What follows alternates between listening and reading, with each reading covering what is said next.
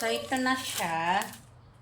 Dumating na yung aking in-order na necklace kasama bracelet from TikTok again.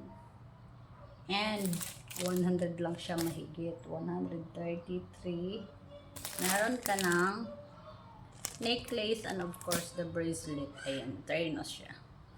So, try na natin.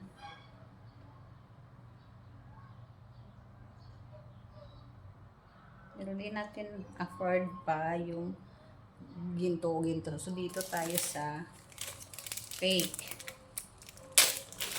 Ayan. Ang bigat niya. Lata talagang fake kasi ang bigat. Pang ano lang to siya, pang araw-araw. Ayan siya. Tapos, try natin. Maikli. Sobrang ikli pala. Para tayong masasakal pala nito pag isuot natin. So, ganyan lang siya kaikli. Ganyan.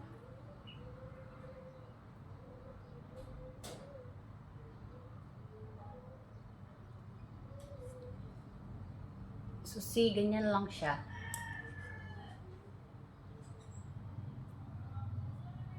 Ang ikli pala niya, guys. Hanggang dyan lang talaga siya, oh. Oh.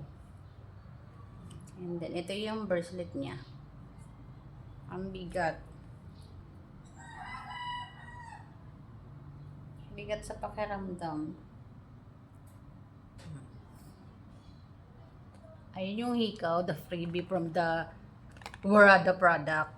Ito yung freebies nila from Warada. And then, ito naman, bukod ko siyang in-order. 133 lang to. And then, itong Warada naman ay 66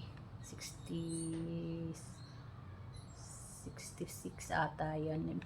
Basta 160 plus lang itong dalawa na to. Kasi buy one take one. And then, meron pa silang binigay na free earrings.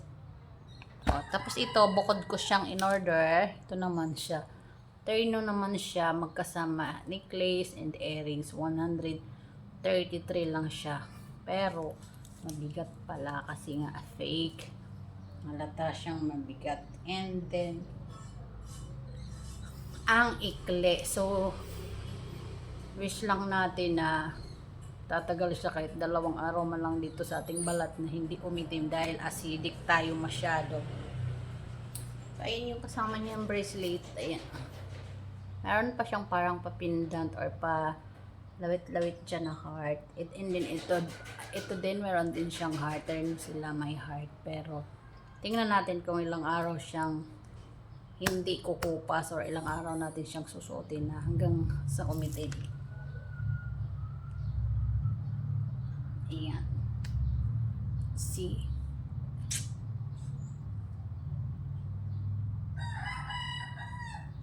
Hindi natin afford yung mga real golds. Dito tayo sa pang everyday lang. Ang dami sa TikTok. Meron kang 100. Meron ka ng mga jewelry na good for 1 week or 1 month, I think. Pwede na.